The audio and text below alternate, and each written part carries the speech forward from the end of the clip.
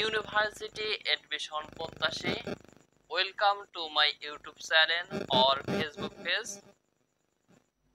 যদি তুমি মানবিকের স্টুডেন্ট হও তবে আমি বলবো যে তুমি 100% ইউনিভার্সিটিতে চান্স পাবা। কিভাবে? যদি তুমি আমার কথাগুলোকে মেনে নাও। তুমি কি কখনো লক্ষ্য করেছো যে তোমার ক্লাসের টপার স্টুডেন্ট এবং নর্মাল স্টুডেন্টের মধ্যে পার্থক্য কি? তুমি এখন চিন্তায় পড়ে গেছো যে ভাইয়া, ভার্সিটিতে চান্স পাওয়ার ক্ষেত্রে নর্মাল, আমার ক্লাসের নর্মাল এবং টপার স্টুডেন্টের সাথে সম্পর্ক কি?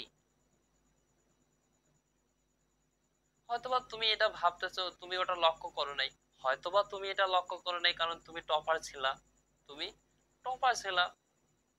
এখন আসো, যদি তুমি নর্মাল স্টুডেন্ট হও তাহলে তোমার ক্ষেত্রে আমি বলতেছি যে একটা ক্লাসের মধ্যে ভালো এবং টপার স্টুডেন্ট বা মিডিয়াম, নর্মাল এবং ভালো স্টুডেন্টের মধ্যে পার্থক্য কি?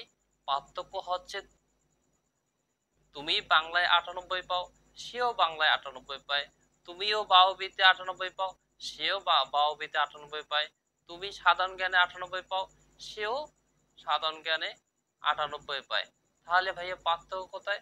পার্থক্য হচ্ছে তুমি তুমি গণিতে পাও 95, তুমি ইংলিশে পাও 95, কিন্তু সে ইংলিশেও 98 পায়, গণিতেও কি পায়?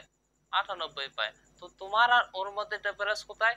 এই যে গণিত আর ইংলিশ সাবজেক্টে, এই গণিত আর ইংলিশ সাবজেক্টে।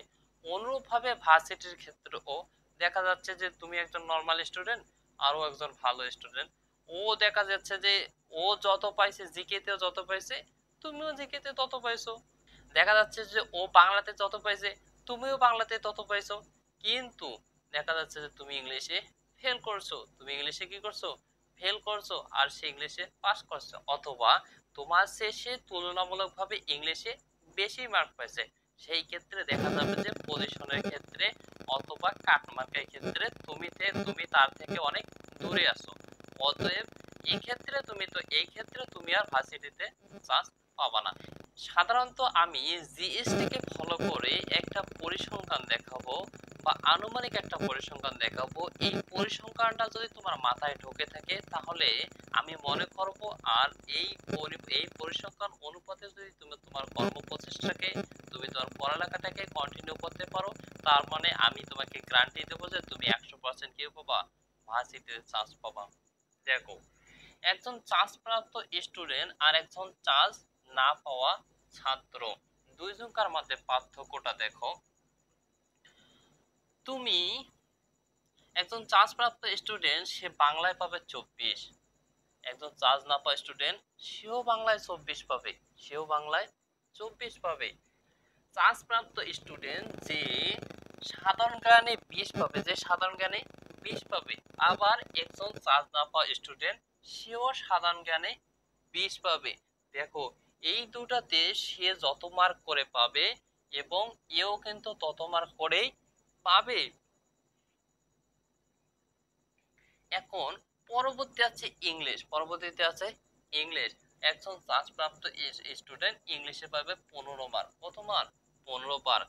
আর একজন চান্স না পাওয়া স্টুডেন্ট ইংলিশে পেয়েছে 10 মার্ক, ইংলিশে পেয়েছে 10 মার্ক। এখন দুইজনকার মার্কটাকে আমরা যদি যোগ করে দেখি, চান্স প্রাপ্ত স্টুডেন্ট পাইছে 59 মার্ক আর চান্স না পাওয়া স্টুডেন্ট পাইছে 54 মার্ক, 54 মার্ক। মনে করো যে এটা মোটামুটি মানের একটা প্রশ্ন ছিল, যা নরমাল অথবা না ডিফিকাল্ট, না নরমাল না ডিফিকাল্ট। প্রশ্নটা না কঠিন ছিল না একদম সহজও ছিল। সেই ক্ষেত্রে তুমি একজন চান্স না পাওয়া স্টুডেন্ট পাইছে কত? 54 মার্ক। কত মার্ক পাইছে? 54 মার্ক। আর একজন চান্স প্রাপ্ত স্টুডেন্ট পাইছে কত মার্ক? 59 মার্ক। ডিফারেন্স কত? 5 মার্ক। ডিফারেন্স কত? 5 মার্ক। Only 5 mark. কত মার্ক? Only 5 mark. সে ওই যে ওয়ানলি 5 মার্কের ডিফারেন্স, সে মার্কটা কোথায় ছিল? ইংলিশে। কোথায় ছিল? ইংলিশে। এই বছরে কাট মার্ক কত? 55। কাট মার্ক কত? 55। তোমার লাগে কত? 1 মার্ক। কত লাগে? 1 মার্ক। তার মানে তুমি যদি ইংলিশে আর একটু ভালো করতে, তার মানে তুমি যদি ইংলিশে আর একটু ভালো করতে, আর যদি একটা মার্কও বেশি পাইতে, তাহলে কি এই বছর তোমার চান্স হইতো? এই বছর তোমার কি হতো? চান্স হইতো।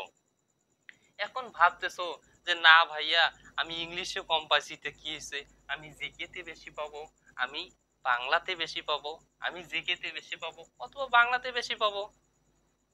হ্যাঁ, এখন একটা কথা বলি, একটা উদাহরণ দেই, পারিপার্শ্বিক একটা উদাহরণ। সেটা হচ্ছে কি যে বাংলাদেশ একটা কি উন্নয়নশীল দেশ, একটা কি উন্নয়নশীল দেশ, আমেরিকা কি একটা উন্নত দেশ। এখন আমরা ভাবতেছি যে আমরাও উন্নত হব, আমরাও উন্নত হব। যখন আমরা উন্নত হব তখন কি আমেরিকা বসে থাকবে? হ্যাঁ, তখন কি আমেরিকা ঘোড়ার ঘাস কাটবে? না। তার মানে অনুরূপ ভাবে তুমি যদি এখানে 1 মার্ক বেশি নিতে চাও, তার মানে অবশ্যই প্রশ্নটা আরো একটু নর্মাল ছিল, অবশ্যই প্রশ্নটা আরো একটু নর্মাল ছিল। সেক্ষেত্রে তুমি যদি 1 মার্ক বেশি নেও, তাহলে একটা ভালো স্টুডেন্ট সে কি মার্ক বেশি পাবে না? অবশ্যই বেশি পাবে। তখন দেখা যাবে যে কাট মার্কটা তখন আবার কত হয়ে যাবে? 56 হয়ে যাবে। তোমার মার্ক কত হবে? 55। সেই ক্ষেত্রে তুমি আবার কি করলা? চান্স পেলে না। আবার কি করলা? চান্স পেলে না। এই জন্য মেন কথা হচ্ছে তোমাকে ইংলিশে একটু তুলনামূলক ভাবে বেশি মার্ক নেওয়া লাগবে। কি করা লাগবে? তুলনামূলক ভাবে বেশি মার্ক নেওয়া লাগবে, যাতে তোমার কাট মার্কের যাতে যেন তোমাকে কাট মার্কের মধ্যে তোমার কি থাকে? পজিশনটা থাকে।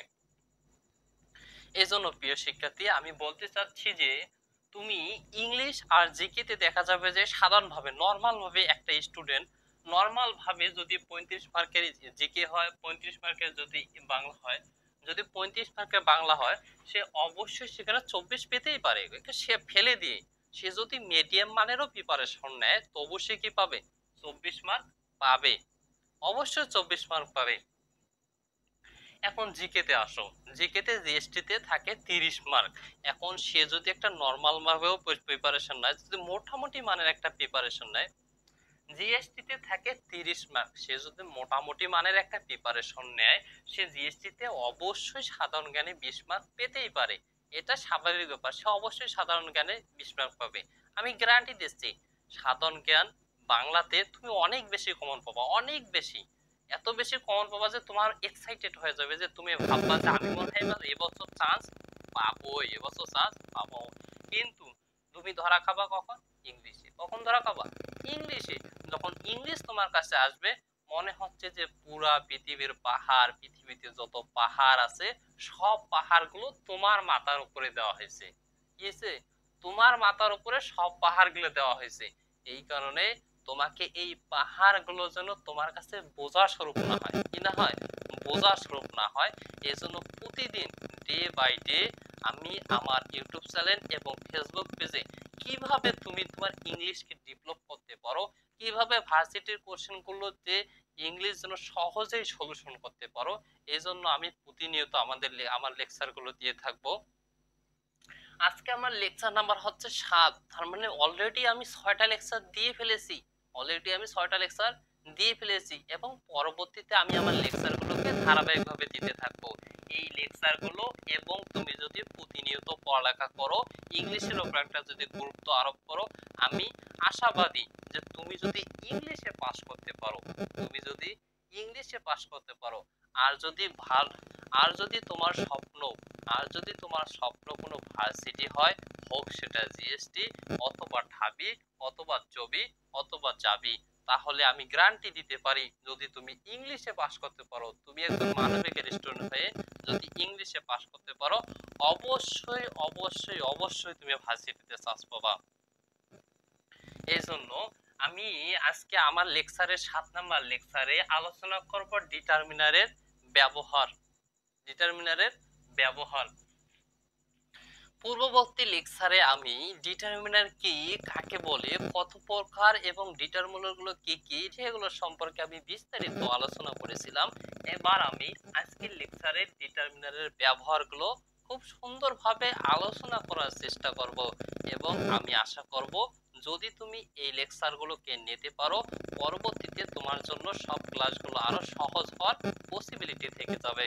আর এখান থেকে যত প্রশ্ন হবে সেগুলো সমাধান করা তোমার জন্য অনেক সহজ হয়ে যাবে। তো প্রিয় শিক্ষার্থী, চলো আমরা এক নজরে মোস্ট ইম্পর্টেন্ট বিগত বছরগুলোতে যেগুলো সচরাচর ভাবে যে ডিটারমিনার গুলো আসে সেই ডিটারমিনার গুলো নিয়ে এখন আলোচনা করব। এক নজরে আমরা সেই ডিটারমিনার গুলো লিস্টটা দেখে নেই।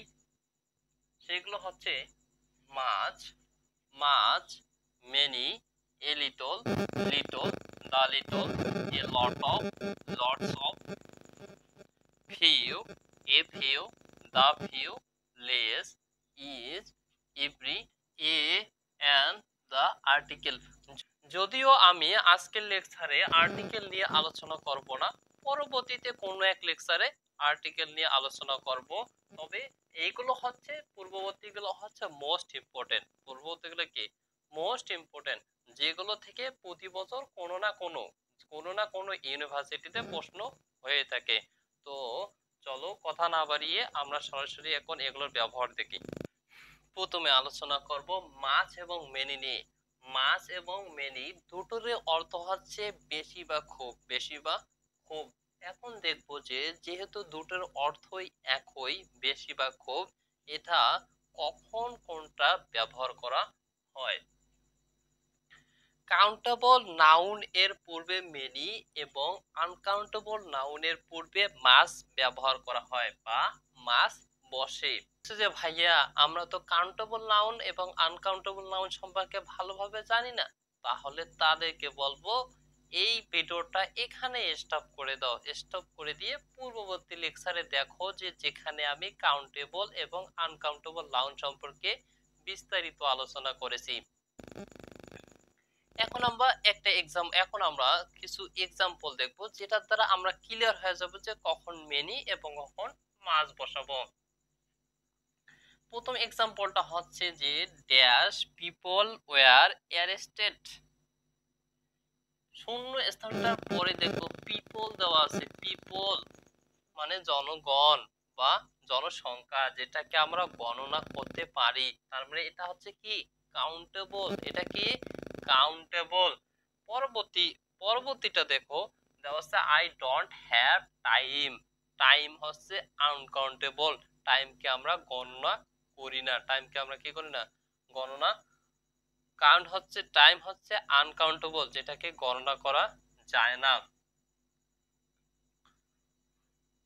তার মানে অবশ্যই যেহেতু পিপলকে আমরা গণনা করতে পারি, তার মানে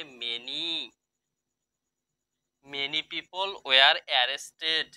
আর টাইমকে যেহেতু আমরা গণনা করি না, টাইম একটা আনকাউন্টেবল নাউন, সো হচ্ছে I don't have much time. Much time. পরবর্তী হলো a lot of or lots of. দুটোরই অর্থ হচ্ছে বেশি বা খুব। দুটির অর্থ হচ্ছে বেশি বা খুব। এখন কখন কোনটা ব্যবহার করা হয়। কাউন্টেবল ও আনকাউন্টেবল উভয় নাউনের পূর্বে এ লট অফ বসে। উভয় নাউনের পূর্বে এ লট অফ বসে, কিন্তু লটস অফ শুধুমাত্র কাউন্টেবল নাউনের পূর্বে বসে। লটস অফ শুধুমাত্র কাউন্টেবল নাউনের পূর্বে বসে। এখানে একটা এক্সাম্পল দিছি, দেখো যে there is dash dust on the table. There is dash dust on the table. এইখানে ডাস্টটা দেখো, ডাস্ট মানে কি ধুলা বলো। ডাস্ট মানে কি ধুলা বলো। এই ডাস্ট কি কাউন্টেবল না আনকাউন্টেবল? অবশ্যই আনকাউন্টেবল। তো এই ডাস্ট যেহেতু আনকাউন্টেবল, এখানে লট অফ হতে পারে, এখানে কি হতে পারে লট অফ হতে পারে, লটস অফও হতে পারে। কি হতে পারে দুইটোই হতে পারে। আর একটা বিষয় হলো লটস অফ এর পর সব সময় নাউন এর বহুবচন হয়। নাউনের বহুবচন হয়, একবচন হয় না, বহুবচন হয়। সেই ক্ষেত্রে ডাস্টের বহুবচন নাই, অবশ্যই এ লট অফ।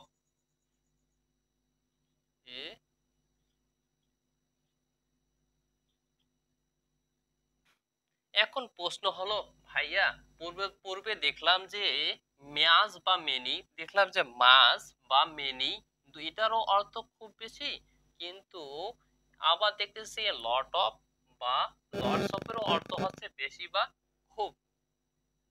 তুমি একটা জিনিসে লক্ষ্য করবা, প্রশ্নে কখনো প্রশ্নে কখনো এই দুইটাকে একসঙ্গে দেওয়া থাকবে না। হয় দেখবা যে এগুলো আছে, নতুবা এগুলো আছে, নতুবা কি আছে, এইগুলো আছে। দেখবা যে হয় অপশনে এটা আছে, নতুবা এটা আছে, আর নতুবা এটা আছে। প্রিয় শিক্ষার্থী, এবার আমরা আলোচনা করব ফিউ, এ ফিউ এবং দা ফিউ নিয়ে। ফিউ অর্থ হচ্ছে অল্প সংখ্যক, নেই বললেই চলে এবং নেতিবাচক অর্থ প্রকাশ করে। ফিউ অর্থ কি? অল্প সংখ্যক, নেই বললেই চলে, নেতিবাচক অর্থ প্রকাশ করে। এ ফিউ অর্থ হচ্ছে কিছু সংখ্যক, যেটাকে সাম অর্থ প্রকাশ করা হয়, যেটাকে সাম অর্থ প্রকাশ করে। আর দা ফিউ হচ্ছে অল্প যে কয়টি আছে সবগুলোই, অল্প যে কয়টি আছে সবগুলোই। Few, a few, the few এই তিনটি ডিটারমিনার ব্যবহার করা হয় কাউন্টেবল নাউনের পূর্বে। কিসের পূর্বে? কাউন্টেবল নাউনের পূর্বে। যেমন এক্সাম্পল দেখবো আমরা। 1 নম্বর এক্সাম্পল হচ্ছে I have dash friends in Bangladesh. এইখানে দেখো ফ্রেন্ড একটা নাউন, কাউন্টেবল নাউন, ফ্রেন্ড একটা কাউন্টেবল নাউন, কিন্তু আমরা জানি যে কাউন্টেবল নাউনের পূর্বে few, the, a few, the few তিনটে বসে, কিন্তু এখানে কি বসবে? এখানে কি বসবে?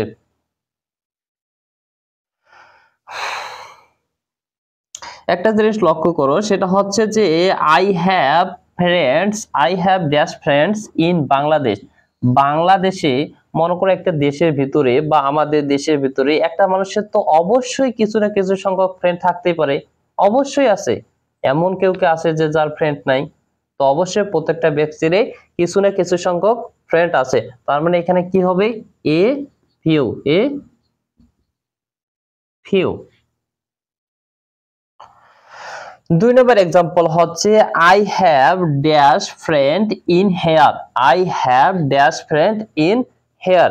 একটা জায়গার ভিতরে মনে করে এখানে 10টা লোক আছে, সেই 10টা লোকের ভিতরে একটা মানুষের কোনো ফ্রেন্ড না থাকতে পারে, এটাই স্বাভাবিক, এটাই স্বাভাবিক। মনে করো যে এখান জায়গায় 10টা লোক জড়ো হয়েছে, সেখানে একটা ব্যক্তির কোনো ফ্রেন্ড নাই, এটা খুবই সিম্পল, সাধারণ ব্যাপার একটা। তার মানে কি বোঝা যাচ্ছে?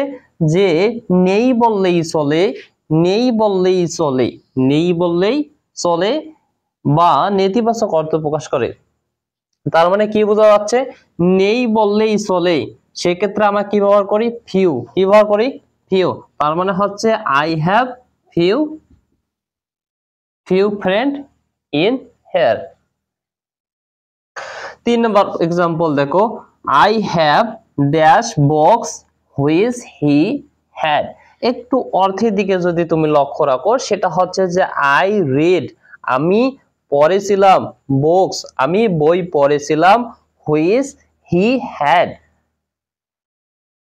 আই রিড বুকস, আমি বই পড়েছিলাম, হুইচ হি হ্যাড, যে কয়টি, যেগুলো তার ছিল, যেগুলো তার ছিল।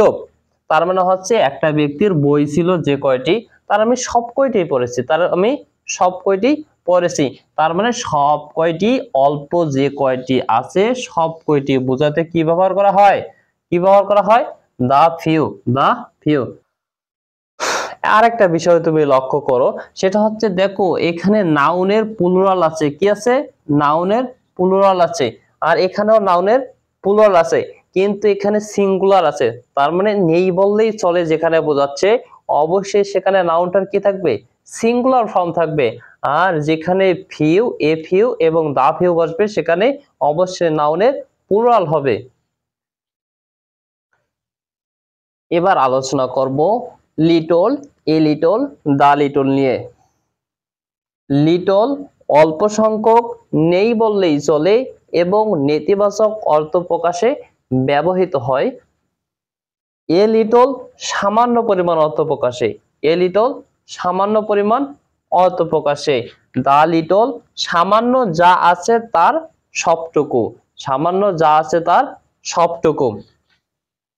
আর এই তিনটায় দা লিটল এবং এ লিটল, এই তিনটা ডিটারমিনার ইউজ করা হয় কাউন্টেবল নাউনের পূর্বে, কাউন্টেবল নাউনের পূর্বে।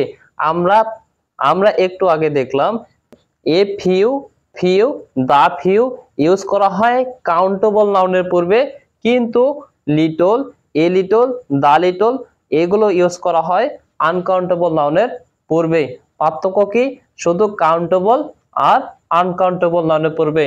দা, লিটল, এ লিটল, লিটল এবং এ ফিউ, ফিউ এবং দা ফিউর অর্থ কিন্তু একই, অর্থ একই।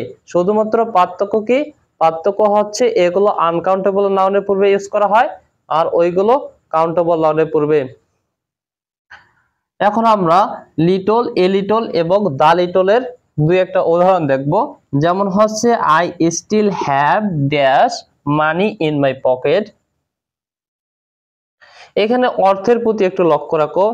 I still have dash money in my pocket, আমার পকেটে এখনো কিছু টাকা আছে, কিছু টাকা আছে, কিছু টাকা আছে, তার মানে এ লিটল। পরবর্তী এক্সাম্পল হলো I shall give you dash milk. এখানে দেখো আমি তোমাকে, লিটল অর্থ হচ্ছে অল্প সংখ্যক, নেই বললেই চলে। আমরা কি কাউকে অল্প সংখ্যক নেই বললেই চলে এই পরিমাণ মিল্ক উপহার দেই? কখনোই না, এই পরিমাণ মিল্ক আমরা কখনোই দিতে পারি না। দ্বিতীয়ত দেখো এ লিটল অর্থ কি? সামান্য পরিমাণ। কি পরিমাণ? সামান্য পরিমাণ। আমরা কিন্তু একজন মানুষকে সামান্য পরিমাণ দুধ কখনোই দেই না। তৃতীয়ত দেখো দেওয়া আছে যে দা লিটল, সামান্য পরিমাণ, যাটুকু আছে তার সব, যার যেটুকু আছে তার সব। তার মানে আমার কাছে যদি কম পরিমাণেও থাকে তবে যেটুকু আছে সেটুকু দেওয়ার কি করব? চেষ্টা করব। তার মানে I shall give you the little milk, I shall give you the little milk, আমার কাছে যতটুকু আছে ততটুকু আমি কি তোমাকে দিব। প্রিয় শিক্ষার্থী, এবার আলোচনা করব এনি এবং সাম নিয়ে। অনির্দিষ্ট সংখ্যক ব্যক্তি বা বস্তু বোঝাতে আনকাউন্টেবল এবং কাউন্টেবল নাউনের পূর্বে সাম বসে। অনির্দিষ্ট সংখ্যক ব্যক্তি বা বস্তু বোঝাতে আনকাউন্টেবল এবং কাউন্টেবল নাউনের পূর্বে সাম বসে এবং আনকাউন্টেবল নাউনের পূর্বে নাবোধক বা প্রশ্নবোধক বোঝাতে এনি ব্যবহার করা হয়। এনি কখন ব্যবহার করা হয়? আনকাউন্টেবল নাউন এর পূর্বে বা আনকাউন্টেবল নাউনের পূর্বে নাবোধক বা প্রশ্নবোধক বোঝাতে এনি ব্যবহার করা হয়। এক্সাম্পল আই নিড ড্যাশ মানি, আমার মানি দরকার। তার মানে অবশ্যই কি? সাম মানি, সাম মানি। দেখো মানি কিন্তু আনকাউন্টেবল নাউন, এখানে শর্ত অনুপাতে সাম কিন্তু কাউন্টেবল এবং আনকাউন্টেবল নাউন উভয় নাউনের পূর্বে ব্যবহার করা যায়। I have you got dash money, have you got dash money. দ্বিতীয় নম্বরে আমরা যে দেখতেছিলাম সেটা হচ্ছে যে আনকাউন্টেবল নাউনের পূর্বে নাবোধক বা প্রশ্নবোধক বোঝাতে এনি ব্যবহার করা হয়। কি ব্যবহার করা হয়? এনি। কখন? প্রশ্নবোধক বোঝাতে। এখানে দেখো have you got dash money, have you got dash money, তার মানে এখানে প্রশ্নবোধক বোঝাচ্ছে, তার মানে এখানে কি হবে? এনি হবে। কি হবে? এনি। প্রিয় শিক্ষার্থী, এবার আলোচনা করব ইজ এবং এভরি নিয়ে। ইজ এবং এভরি দুইটিরই অর্থ হচ্ছে প্রত্যেক। এভরি কখন ব্যবহার করা হয়? সিঙ্গুলার নাউনের পূর্বে এবং ভার্বের সিঙ্গুলার হয়। সিঙ্গুলার নাউনের পূর্বে এবং ভার্বের সিঙ্গুলার হয়। ইজ কখন ব্যবহার করা হয়? ইজ এর পর অফ থাকলে নাউন প্লুরাল হয়, নাউন প্লুরাল হয়, কিন্তু ভার্ব সিঙ্গুলার হয়। কি হয়? ভার্ব সিঙ্গুলার হয়। দুটাতে কি হয়? ভার্ব সিঙ্গুলার হয়, কিন্তু সিঙ্গুলার নাউন এবং ইজ এর পর অফ থাকলে নাউন সবসময় কি হয়? প্লুরাল হয়। কি হয়? প্লুরাল হয়। এক্সাম্পল দেখি, dash of the three boys got a prize. এখানে কি আছে? অফ। কি আছে?